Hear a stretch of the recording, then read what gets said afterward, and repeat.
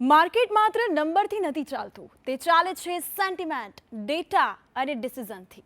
નમસ્કાર, તમે જોઈ રહ્યા છો માર્કેટ મીટર અને આપની સાથે હું છું કૃપા ઠક્કર. આ વીક માર્કેટ ઇન્વેસ્ટર્સને લગભગ દરેક પ્રકારની મૂવમેન્ટ બતાવી છે. સોમવારે પોઝિટિવ શરૂઆત, મંગળવારે શાર્પ કરેક્શન, બુધવારે રિકવરીના સંકેત, તો ગુરુવારે કન્સોલિડેશન અને શુક્રવારે બ્રોડ બેઝડ રેલી સાથે મજબૂત ક્લોઝિંગ. તો આ વીકની દરેક મોટી માર્કેટ મૂવમેન્ટ, દરેક મહત્વનો ટ્રેન્ડ અને આવતા વીકના સૌથી મોટા ટ્રિગર્સ પર કરીશું વિગતવાર ચર્ચા આજના માર્કેટ મીટરમાં.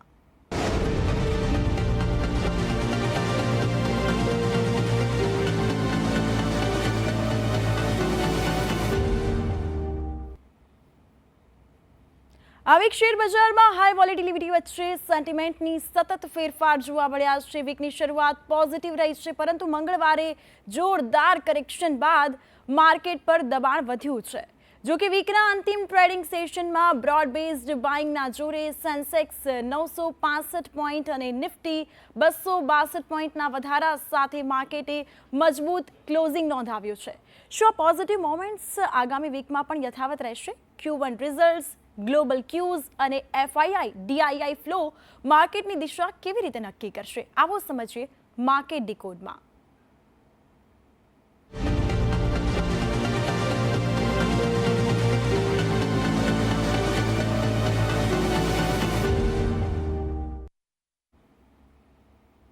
આ વીક ભારતીય શેર બજારમાં એક વાત સ્પષ્ટ જોવા મળી છે. બજાર માત્ર આંકડાઓથી નહીં પરંતુ સેન્ટિમેન્ટથી ચાલે છે. વીકની શરૂઆત પોઝિટિવ રહી છે, પરંતુ મંગળવારે ગ્લોબલ ક્યુઝ અને પ્રોફિટ બુકિંગના કારણે માર્કેટમાં જોરદાર કરેક્શન આવ્યું છે. તે સમયે એવી ચર્ચા શરૂ થઈ કે શું આ માર્કેટમાં વધુ નબળાઈ જોવા મળશે કે પછી આ માત્ર એક હેલ્ધી કરેક્શન છે. જો કે આગળના બે ટ્રેડિંગ સેશનમાં બજારે સ્થિરતા જાળવી રાખી અને શુક્રવારે જોરદાર કમબેક સાથે માર્કેટે આખા વીકની દિશા બદલી નાખી છે.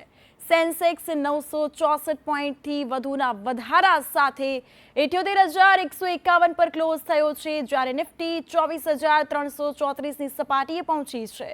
આ દર્શાવે છે કે યોગ્ય લેવલ પર ખરીદદારો ફરી સક્રિય બન્યા અને માર્કેટમાં વિશ્વાસ પાછો ખેંચ્યો છે. ખાસ વાત એ રહી છે કે આ રેલી પાછળ માત્ર એક કે બે શેર નહીં, પરંતુ હેવી વેઇટ સ્ટોક્સનો મોટો ફાળો રહ્યો છે.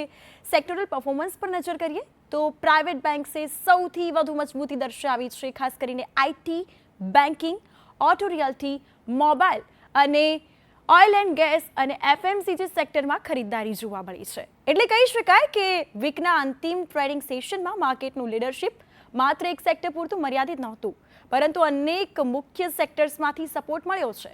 જો કે અહીં એક મહત્વનો મુદ્દો એ પણ સમજવો છે કે ઇન્ડેક્સમાં જોરદાર તેજી હતી, છતાં માર્કેટની બ્રેથ સંપૂર્ણપણે પોઝિટિવ રહી નહોતી.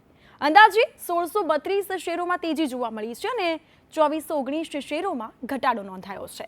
એટલે કે ઇન્ડેક્સમાં આવેલી તેજીનો મોટો આધાર હેવી વેઇટ શેર રહ્યા છે અને આવા સંજોગોમાં માત્ર ઇન્ડેક્સને નહીં પરંતુ સ્ટોક સ્પેસિફિક અભિગમ અપનાવવો વધુ જરૂરી બની જાય છે. હવે આગામી વીકમાં માર્કેટની નજર Q1 results, global market cues અને ક્રૂડ ઓઇલની ચાલ પર રહેશે. જો કોર્પોરેટ પરિણામ અપેક્ષા કરતાં વધુ સારા રહેશે અને વિદેશી રોકાણકારોની ખરીદદારી ચાલુ રહેશે તો માર્કેટમાં પોઝિટિવ મોમેન્ટ આગળ પણ જળવાઈ શકે છે. જો કે શુક્રવારની મજબૂત રેલી બાદ કેટલાક શેરોમાં પ્રોફિટ બુકિંગની શક્યતાને પણ નકારી નહીં શકાય. એટલે નેક્સ્ટ વીક રોકાણકારો માટે દિશા નક્કી કરનાર સાબિત થઈ શકે છે.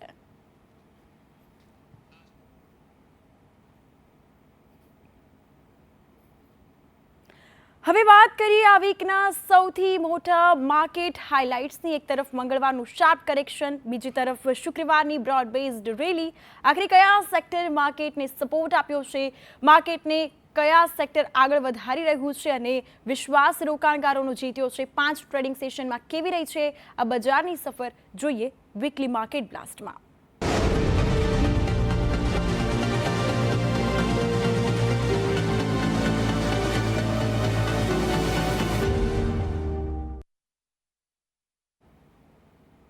હવે સમય છે એક્સપર્ટ વ્યૂનો. તો શેર બજારની આગામી દિશા, રોકાણકારો માટેની તક, ગોલ્ડ સિલ્વરના આઉટલુક અંગે ચર્ચા કરવા આજે આપણી સાથે જોડાયા છે માર્કેટ એક્સપર્ટ હરેશ મોતિયાની.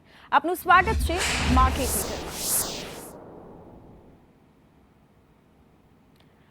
હરેશભાઈ, આ વીક માર્કેટે ફરી એકવાર રિકવરી બતાવી છે, પરંતુ આ રેલીમાં રિટેલ ઇન્વેસ્ટરે શું કરવું જોઈએ? આ સમયે નવી ખરીદી કરવી કે હાલના પોર્ટફોલિયોને જ મજબૂત બનાવવો વધુ યોગ્ય શું રહેશે? આપના મતે જાણવું છે.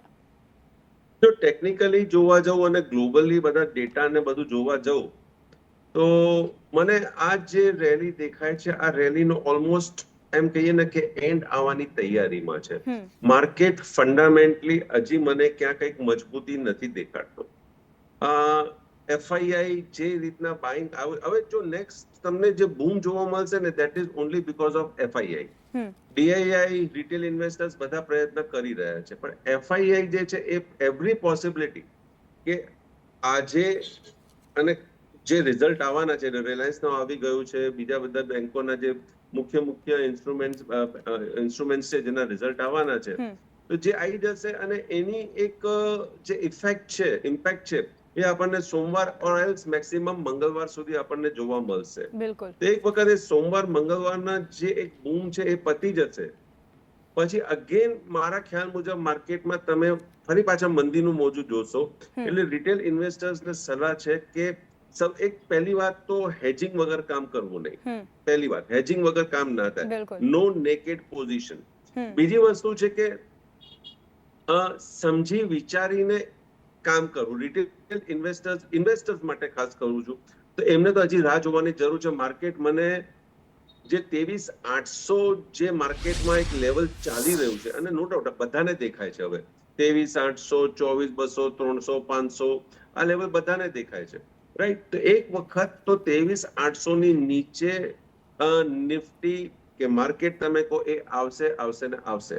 હાલના તબક્કે જે બી કંઈક થઈ રહ્યું છે, તમે જેમ વાત કરી કે ભાઈ અમુક એક ઇન્સ્ટ્રુમેન્ટ, બે ઇન્સ્ટ્રુમેન્ટ, એટલે અમુક ઇન્સ્ટ્રુમેન્ટના કારણે જ આ માર્કેટ ટોટલી પોઝિટિવ થઈ રહ્યું છે. ઓવરઓલ તમે પોર્ટફોલિયો જોશો તો પોર્ટફોલિયો તો ઘણું બધું નીચે આવી ગયું છે. તો રિટેલ ઇન્વેસ્ટર્સને કહીશ કે હેજિંગ વગર કામ ના થાય. બિલકુલ.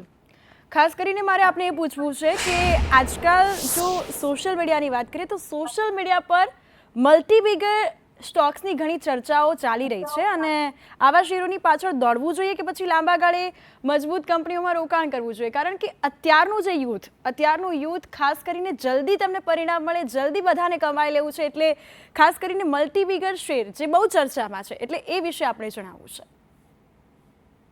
હું એક સલાહ આપીશ જે અવારનવાર SEBI, stock exchanges, reserve bank of India બધા અવારનવાર આ જાહેરાત કરતા હોય છે કે પોન્ઝી સ્કીમમાં તમે ફસાશો નહીં. કોઈ રાતોરાત અમીર થતો નથી. હા, રાતોરાત અમીર કોણ થાય છે કે ભાઈ એમના બાપ દાદા કંઈક એમના જમીન જાયદાદ કંઈક આપી ગયા હોય કે કંઈક વિલ લખી ગયા હોય અને અચાનક એ બધી વસ્તુ બને તો જ તમે તમારા પાસે લોટરીની શક્યતા છે. બાકી આ ધરતી પર મને કે મારા અનુભવ પ્રમાણે મારું જેટલું જીવન છે એ જીવનમાં મેં કોઈને રાતોરાત સ્ટોક માર્કેટમાં અમીર થતા મેં જોયા નથી. તો મહેરબાની કરીને એ વહેમથી કે જે એમ કે 100% ગેરંટીડ આ ને તે, અરે ભાઈ 100% ગેરંટીડ હોય તો તમે પોતે કેમ નથી કરતા? બિલકુલ સાચી વાત. તો આવી બધી જે લુક્રેટિવ ઓફરો છે એનાથી દૂર રહેવું. મારી એક જ સલાહ, તમે જાતે એડ્યુકેશન લો, તમે જાતે ભણો અને જાતે આગળ કરો. એક વસ્તુ નોંધી લે તો ચાણક્ય કીધી હતી, આ ચાણક્ય નીતિ છે. તમારા પાસે જો હોનર હશે તમે ક્યારે ભિખારી નહીં બનો. પણ તમે જો બીજા કોકના ભરોસે તમે રહેશો તો તમારું વિનાશ ગમે ત્યારે છે. એક એક્ઝામ્પલ બતાવો. આજે ફોર એક્ઝામ્પલ એક વ્યક્તિ છે એના પાસે ઘણા બધા, તમે આને લઈ લો ને, તમારો કિંગફિશર નો વિજય માલ્યા, એક જમાનામાં કેટલું બધું એ હતું, પણ કઈ રીતના ફ્રોડ, પછી જયારે બેંક અને સરકાર ને બધી એના પાછળ પડી તો આજે એની પરિસ્થિતિ શું થઈ ગઈ? બિલકુલ zero. But if you have a class, if you have a talent, તમે ક્રિકેટમાં ભલે એક સમય સચિન તેંડુલકરને લોકો ગાળો દેતા હતા, સુનિલ ગાવસ્કરને લોકો ગાળો દેતા હતા કે રમતા નથી આવડતું, વિરાટ કોહલીને લોકો ગાળો દેતા હતા, but they were class, they are class and they had talent. આજે ફરી પાછા એ લોકો ટોપ ઉપર આવી ગયા છે. They are the cream of India, they are the owner of India. તો કાયમ ટેલેન્ટ અને ક્લાસ તમારા પાસે જો હશે, મીન્સ નોલેજ તમારા પાસે હશે, તમે માર્કેટમાં ઉપર આવી જશો, ભલે તમારો સ્ટોપ લોસ હિટ થતો, પણ જ્યારે તમને પ્રોફિટ મળશે ત્યારે તમને બહુ મજાનો પ્રોફિટ મળશે. બિલકુલ હરેશભાઈ, આગળ ચર્ચા યથાવત રાખીશું. આ સાથે અમારી સાથે જીગર ઝવેરી બુલિયન એક્સપર્ટ છે તે જોડાઈ ગયા છે. સ્વાગત છે જીગરભાઈ આપનું સંદેશના માર્કેટ મીટરમાં. જીગરભાઈ, આપણે એ પૂછવું છે કે ગોલ્ડ સતત હવે નવા હાઈની નજીક ટ્રેડ થઈ રહ્યું છે. તમારા મતે હવે તેમાં ફ્રેઝ બાઇંગની તક છે કે પછી થોડું કરેક્શન આવે તેની રાહ જોવી જોઈએ? દર્શકોને એ વિશે જાણવું છે. સૌથી પહેલાં તો ગોલ્ડ એટલે એક પ્રકારનું તમારું લિક્વિડ નાણું. અત્યારે ફરી એકવાર જોઈએ તો 1,84,000ના ભાવથી આજે ગોલ્ડ 1,40,000થી 45,000ની વચ્ચે અત્યારે રમી રહ્યું છે. મારી દ્રષ્ટિએ ઇન્ટરનેશનલ પરિસ્થિતિ જે બદલાઈ છે, આજે સમગ્ર ધ્યાન વિશ્વનું એક જ જગ્યાએ છે, હોર્મુઝ એટલે કે તેલ ઉપર આજે બધાની જ નજર મંડરાયેલી છે. આવા સંજોગોને કારણે ગોલ્ડ અને ચાંદી એટલે કે સોના અને ચાંદીની અંદર જે આ ઘટાડો પ્રાપ્ત થયો છે તે દરેક ઘટાડો ખરીદીની એક તક પૂરી પાડશે, મારું એવું માનવું છે. ભવિષ્યની અંદર ગમે ત્યારે જે દિવસે વૈશ્વિક પરિસ્થિતિ શાંત થઈ ફરી એકવાર ગોલ્ડ એટલે કે સોના અને ચાંદીની અંદર આપણને સારો એવો ઉછાળો પ્રાપ્ત થઈ શકે છે. તો મારી દ્રષ્ટિએ આવા સંજોગોની અંદર અત્યારે જે કંઈ ઘટાડો છે તેની અંદર સોના ચાંદીમાં રોકાણ કરવું એ આવનારા વર્ષો માટે હિતાવહ છે. બિલકુલ આગળ પણ ચર્ચા યથાવત રાખીશું. હવે વાત કરવી છે આ સપ્તાહના સૌથી મોટા અપડેટ્સ વિશે. તમારા ખિસ્સા પર શું અસર થઈ રહી છે તેના વિશે જાણીએ.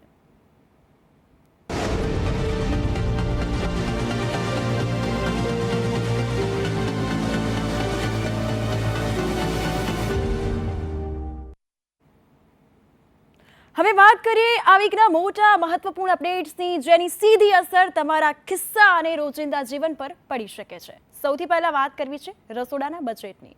તહેવારોની સિઝન પહેલા જ ખાદ્ય તેલના ભાવમાં ફરી વધારો નોંધાયો છે. સિંગ તેલના 15 કિલોના ડબ્બામાં 50 રૂપિયા વધારો નોંધાયો છે. સાથે જ કપાસિયા તેલના ભાવમાં પણ 30 રૂપિયાનો વધારો નોંધાયો છે. આ ઉપરાંત આપણે જણાવી દઈએ કે પામોલીન તેલ, સૂર્યમુખી અને મકાઈના તેલમાં પણ વધારો નોંધાયો છે. 15 કિલોનો ડબ્બો હવે 2820 રૂપિયામાં મળશે. કયા તેલ મોંઘા થયા છે તેની વાત કરી લઈએ તો સિંગ તેલ, કપાસિયા તેલ, પામોલીન તેલ, આ તમામ તેલમાં વધારો નોંધાયો છે. એટલે ઘરના માસિક ખર્ચ પર તેની અસર પડી શકે છે. હવે એવા મોટા બદલાવની વાત કરવી છે કે જે આગામી વર્ષોમાં દેશની કરન્સીનું રૂપ બદલી નાખે છે.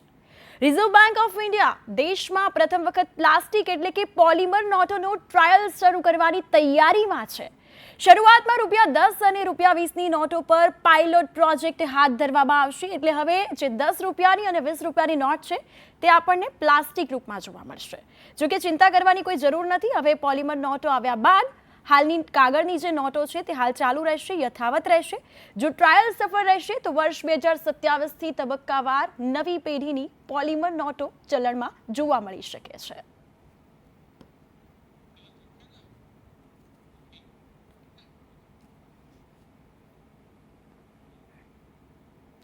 આવતા વીકમાં બજારમાંથી અનેક મહત્વના ટ્રિગર્સ રહેશે. ક્વાર્ટરલી રિઝલ્ટ્સ, ગ્લોબલ ક્યુઝ અને ક્રૂડ ઓઇલના ભાવ, વિદેશી ઇન્વેસ્ટર્સની ચાલ પર સૌની નજર રહેવાની છે. તો ક્યાં છે તક, કયા લેવલ રહેશે મહત્વના, જોઈએ માર્કેટ મંત્રમાં.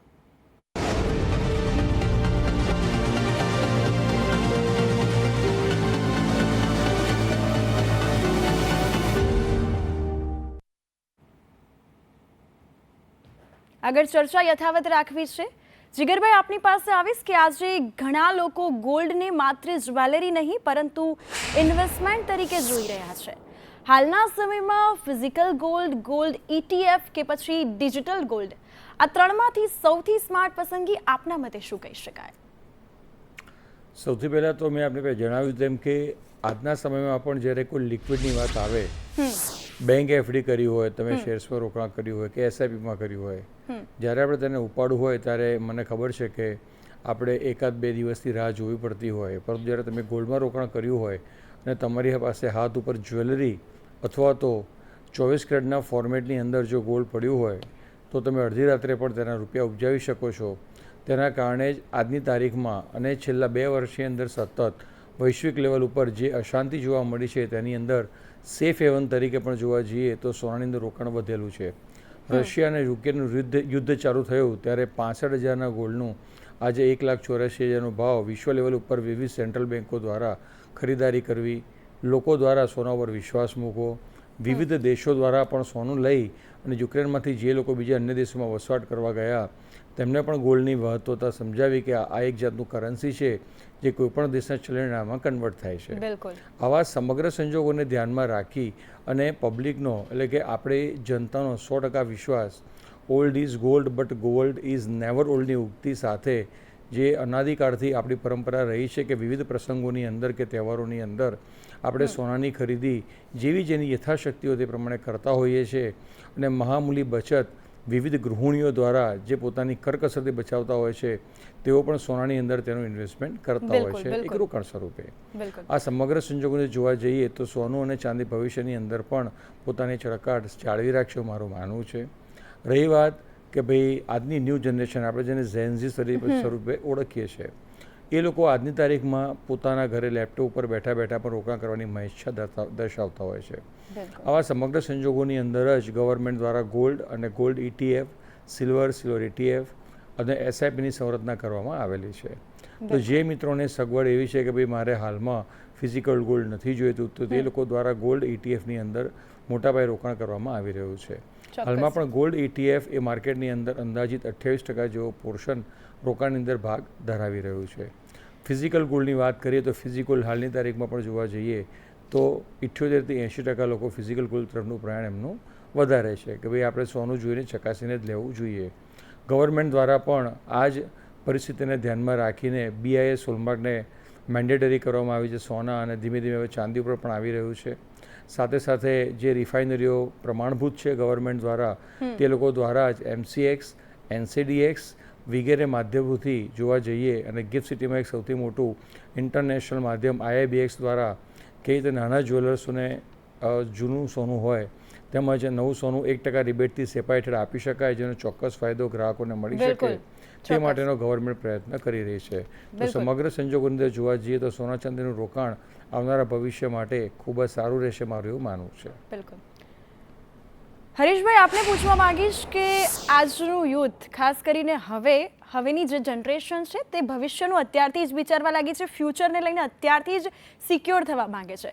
એટલે આજે 25 થી 35 વર્ષની ઉંમરના ઘણા એવા લોકો છે કે જે SIP અને ડાયરેક્ટ ઇક્વિટી બંનેમાં રોકાણ કરી રહ્યા છે. એટલે હાલના માર્કેટમાં વેલ્થ ક્રિએશન માટે તમે શું કહેવા માંગશો કે કયો અભિગમ સૌથી વધારે બેસ્ટ રહેશે? યુથને તો ખરું છે પણ બધા ઇન્વેસ્ટર્સને હું સલાહ આપીશ બિલકુલ કે તમારે જો વેલ્થ ક્રિએશન કરવું હોય તો સરકારની પોલિસી આજના તારીખમાં આપણી સરકાર બીજેપી છે, NDA છે, એમાં નરેન્દ્ર મોદી, તો નરેન્દ્ર મોદીજીની સ્પીચ ખાસ સાંભળવી. એ એમની સ્પીચમાં તમને ઘણી બધી ટીપ આપીને જતા રહેતા હોય છે. હવે એમનું વિઝન તમે વિચારો, એમનું વિઝન તમે જુઓ કે સાહેબનું વિઝન શું છે. એટલે he is the head of the country, right? Not a president is the head of the country, but પોલિસીઝમાં ના બધા વગેરેમાં પ્રાઇમ મિનિસ્ટર બધી યોજનાઓ બનાવતા હોય છે, બધું કરતા હોય છે. તો પ્રાઇમ મિનિસ્ટરનું સ્વપ્ન શું છે? એક green energy, right? The energy is your favorite. Shipping, maritime. આટલું બધું કોસ્ટલ એરિયા છે ભારત પાસે which has not been developed. અને it's a lucrative business. તો તમે મેરીટાઈમમાં તમે નજર રાખો, એના અંદર it's a vast field. બિલકુલ. થર્ડ, AI માં ઇન્વેસ્ટમેન્ટ વધારે છે નો ડાઉટ, બટ AI બી ખરું. મેરીટાઈમ મેં તમને વાત કરી. આ ડિફેન્સમાં તમે જુઓ, તમને કેવું એક પોઝિટિવ મુવમેન્ટ જોવા મળી ગઈ. Defence was the very first. આજથી 3 વર્ષ પહેલા કે 4 વર્ષ પહેલા એમને ડિફેન્સ તમને કીધેલું કે we have to develop defence. હમણાં 6 મહિના બાદ કે 12 મહિના પહેલા એમને મેરીટાઈમની ચર્ચા કરી છે, રિન્યુએબલ એનર્જીની એ કોન્સન્ટ્રેટ કરી રહ્યા છે. તો કહેવાનો મતલબ છે કે એમની જે પોલિસીસ છે એ પોલિસી ઉપર કરો, because Narendra Modi wants to deliver it. What he says he wants to deliver it. અને ડિલિવરી કરવા માટે બટ નેચરલ છે, એમાં તમને પ્રોગ્રેસ જોવા મળશે. So these are the sectors which not only Gen Z પણ જે બી ઇન્વેસ્ટર્સ છે બધાને આના અંદર જ્યારે બી તમને ઘટાડો આવે છે માર્કેટમાં, ઇટ બીકમ્સ એન ઓપોર્ચ્યુનિટી તમારા માટે કે તમે ત્યાં જઈને ઇન્વેસ્ટ કરો. એન્ડ ઇન્વેસ્ટમેન્ટ આજના તારીખમાં હું એમ કહું છું તમે શિફ્ટ કરજો. At a time full amount investment કરવાની જરૂર નથી, કારણ કે આઈ ફોરસી સ્ટીલ મોર ડાઉનસાઇડ. મને હજી મંદી દેખાય છે, પણ મંદી કેવી આવશે, કઈ રીતના આવશે, કયા ન્યૂઝ થી આવશે એ મને ખબર નથી, પણ મંદી દેખાય છે. There is nothing positive. તમે હમણાં વાતો કરતા હતા કે તેલનો ડબ્બો આ ભાવ વધી ગયા, તે વધી ગયા. કૃપા આ તો અત્યારે કઈ નથી. તમે સીપીઆઈ ઇન્ફ્લેશન જુઓ, સીપીઆઈ ઇન્ફ્લેશન વોઝ 8.1%. તમારું રિટેલ ઇન્ફ્લેશન 4.some% આવે છે. મીન્સ હજી 4% વધવાની જગ્યા છે, મીન્સ ઇન્ફ્લેશનના ડેટા પ્રમાણે. તો જસ્ટ ઇમેજિન, મોંઘવારી તો હજી વધશે, અને આના અંદર મોંઘવારી જે વધશે તો market will crash, market will come down. If not today, maybe tomorrow. બિલકુલ. Market will come down. અને આના અંદર જે સેફ ઇન્વેસ્ટમેન્ટ છે, જે જીગરભાઈએ કીધું, gold, because gold is a fighting, it's an instrument જે તમને ઇન્ફ્લેશન સામે ફાઇટ કરે છે. જો ઇન્ફ્લેશન વધશે તો ગોલ્ડ તમને બચાવશે. બિલકુલ. તો ગોલ્ડ, સિલ્વર કરતા હું ગોલ્ડ કહીશ કે gold will be a more good opportunity other than જે મેં સ્ટોક માર્કેટમાં તમને મેં ઓપોર્ચ્યુનિટીઝ આપી છે, સેક્ટર્સ કીધા છે. બિલકુલ. આગળ પણ ચર્ચા યથાવત રાખવી છે. જીગરભાઈ આપની પાસે આવીશ, આપને પૂછવા માંગીશ કે અત્યારે સોના ચાંદીના ભાવ જે રીતે વધી રહ્યા છે, ખાસ કરીને ક્યાંક ને ક્યાંક ક્રૂડ ઓઇલના ભાવ વધ્યા છે, એટલે તેની પણ ક્યાંક ને ક્યાંક અસર વર્તાતી હોય તેવું દેખાઈ રહ્યું છે.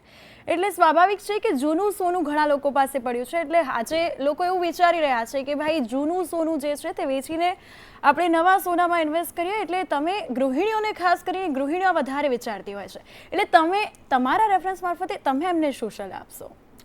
સૌથી પહેલાં તો માનનીય વડાપ્રધાન શ્રી નરેન્દ્રભાઈ મોદી દ્વારા આપણે સૌ જાણીએ છીએ કે એક આપણે ડોલર, જ્યારે સોનું આપણે બહારથી મંગાવીએ છીએ ત્યારે ડોલર જોવા જઈએ તો ડોલર આપણે આપવા પડતા હોય છે. તો આવનારા ભવિષ્યની પરિસ્થિતિને ધ્યાનમાં રાખીને તેમણે એવી ખરીદારીની રિક્વેસ્ટ કરી છે કે ઘરમાં પડેલું જૂનું સોનું કે જેનો આપણે ઉપયોગ કરતા નથી, તે સોનાનો ઉપયોગ કરી અને આપણે નવા દાગીનામાં તેને કન્વર્ટ કરાવીએ અને દાગીનાની મજૂરી ચૂકવીએ તો કદાચ સોનાને બહારથી મંગાવવાનો ખર્ચ ઓછો લાગે અને ભવિષ્યની અંદર આપણને તે જ રૂપિયા આપણા દેશ માટે કામ લાગે. તેમની અપીલને ધ્યાનમાં રાખીને મેક્સિમમ જ્વેલર્સ દ્વારા તેમના જે અહેવાલ છે, એમની જે નોંધ છે, તેને સ્વીકારવામાં સહર્ષ આવી છે. અને નાગરિકોને અપીલ કરવામાં આવી છે કે ગૃહિણીઓ દ્વારા જે પોતાનું જૂનું સોનું લગ્ન વખતે આવ્યા હોય, દીકરીના લગ્નમાં એમને નવા દાગીના કરાવવા હોય, તો આવા સંજોગોની અંદર તેઓ ચોક્કસપણે પોતાના ઘરમાં પડેલા જૂના સોનાનો ઉપયોગ બહાર કરી લાવે અને દેશમાં જે ડોલરની ખપત છે કે જે આપણો ખર્ચાય છે તેને બચાવવા આપણને મદદરૂપ થાય. સાથે સાથે એ લોકો એ પણ ધ્યાન રાખવાનું છે કે તેમના દ્વારા જે સોના ચાંદીની ખરીદી કરવામાં આવ્યું હોય તેનું બિલ અવશ્ય જ્વેલર્સે રજૂ કરવાનું રહેશે. તેના ઉપર શોર્ટ ટર્મ અને long term capital gain tax પણ લાગતો હોય છે, જેની નોંધ દરેક ગ્રાહકોએ લેવી જરૂરી છે, જે વર્ષના અંતે ઇન્કમ ટેક્સનું જ્યારે રિટર્ન ભરીએ ત્યારે સીએ દ્વારા તેમને જણાવવામાં આવતું હોય છે. બિલકુલ. સમયનો અભાવ છે એટલે એક લાસ્ટ ક્વેશ્ચન હરેશભાઈ આપને પૂછવા માંગીશ કે પરિવારના સભ્ય પાસે 5 લાખ રૂપિયા છે ને, એ 5 લાખ રૂપિયા 5 વર્ષ માટે જો રોકાણ કરવા માંગતા હોય તો તમારા મતે તમે શું રિફર કરશો કે કયા એસેટ ક્લાસમાં તે વહેંચવા જોઈએ? જો 5 લાખ રૂપિયા એટલે હું એમ સમજીને ચાલુ કે આ 5 લાખ રૂપિયા એમના પાસે એક્સ્ટ્રા છે. બિલકુલ. રાઈટ. એ 5 લાખ એક્સ્ટ્રા છે. જો એક્સ્ટ્રા ફંડ છે તો મેં તમને હમણાં પોલિસીઝ કીધી છે સરકારની, એ બધામાં એમને ડિવાઈડ કરવું પડશે. For example gold is one, તો એમને અમુક પાર્ટ ગોલ્ડમાં રાખવું પડશે, અમુક પાર્ટ ડિફેન્સમાં, અમુક પાર્ટ એઆઈમાં, અમુક પાર્ટ રેલવેમાં, અમુક પાર્ટ તમારા મેરીટાઈમ ઇન્ડસ્ટ્રીમાં. રાઈટ. હવે એ એમને સમજવું પડશે, શીખવું પડશે, or else SEBI registered financial એડવાઇઝરની સલાહ લઈને આગળ જવું પડશે. જો એમને કદાચ આના માટે ટાઈમ ના હોય, તો શીખવા માટે ને સમજવા માટે ટાઈમ ના હોય. બિલકુલ. તમામ માહિતી આપણે લીધી અને જીગરભાઈ અને હરેશભાઈ આપે ખૂબ સરસ રીતે દર્શકોને માર્ગદર્શન આપ્યું અને તમામ માહિતી આપી એ બદલ આપનો આભાર. તો આ હતું આ વીકનું market meter weekly market updates, મોટા સમાચાર, એક્સપર્ટ વ્યૂ અને નેક્સ્ટ વીકના આઉટલુક પર આપણે ચર્ચા કરી. હવે આગામી સપ્તાહે બજાર કઈ દિશામાં આગળ વધે છે તેના પર સૌની નજર રહેશે. ફરી મળીશું આગામી સપ્તાહે માર્કેટના નવા અપડેટ સાથે. ત્યાં સુધી જોતા રહો સંદેશ ન્યૂઝ, કારણ કે પૈસા બોલશે, માર્કેટ ખુલશે. નમસ્કાર.